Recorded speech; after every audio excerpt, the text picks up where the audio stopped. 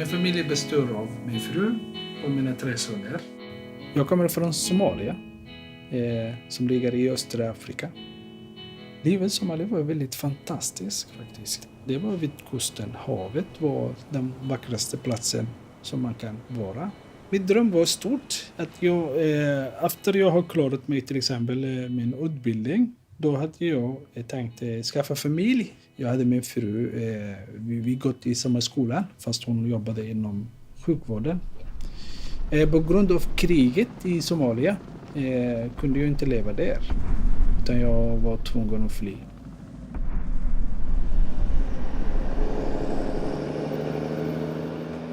Jag kom 1994. Och det känns som faktiskt, även om det ligger långt borta, det känns att jag minns varje steg, varje moment. Just den dagen som jag kom till Sverige. Jag kom från Somalia, där det är varmt och här är kallt.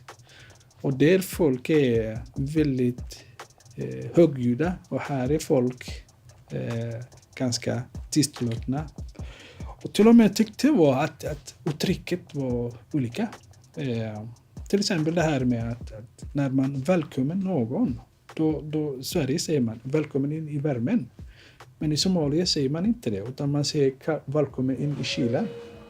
Min fru kom till Sverige 1996, så det tog 4 år att hon och jag förenades här i Göteborg. Det var väl i december månad och det var mycket snö. Så det var inte ett bra sätt att välkomna min fru med det här vädret. Men samtidigt hade vi värmen i hjärtat. Så det var det som är viktigaste, inte vädret. Jag tror att det är att våra föräldrar här i Sverige skiljer sig att föräldrar där i Somalia. För det första är det, när man är i Somalia, då är det familjen, då är det enheten som är viktigt. Så barnen, även om barnen är en vanlig individ, då är det familjen som är tillsammans som är också viktigt. Så till exempel när man har någonting så delar man rättvist i familjen. Men här i Sverige är det inte familjen utan det är individuellt.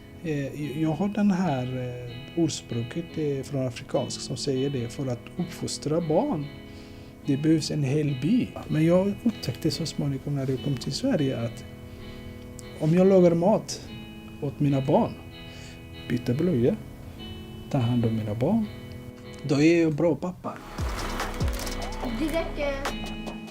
Vi hade konflikter som alla föräldrar, men vi löste så att vi pratade efteråt. Till exempel, vi hade bråk om barnen, till exempel om barnen.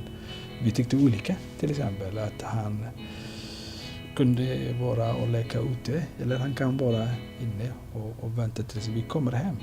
Och då hade vi olika åsikter om detta då. Det är möjligt att en av dem fick rätt, men den andra inte fick rätt. Men så småningom när vi kommer på kvällarna och barnen har sovit, då kan vi ta upp den här frågan och diskutera. Vad tyckte du om det här? Och så kommer man någon slags konsensus som man kan föra nästa gång då. Det rådet som jag skulle ge nyanlända föräldrar var att genom att titta de andra hur de gör. Jag har lärt mig jättemycket. Jag tar aldrig initiativet att göra vad jag tycker eller vad jag vet. Utan jag tittar först vad de andra gör. Och så gör det jag efter. Så jag tror att det är så det funkar egentligen. Att man måste börja på något sätt. Innan man tar första steget så titta vad de andra gör. Så tar man sin egen sen då. Så småningom utbildade jag som lärare. Läste jag om högskolan och blev ju lärare då. Min examenbevis, det betyder jättemycket för mig. Det är kunskap som jag har lärt mig. Det är kulturen och det är det som jag bär med mig. Och det här är en del av mig faktiskt. Jag heter Abdullahi Mohammed och jag är 55 år gammal och bor i Angered, Göteborg.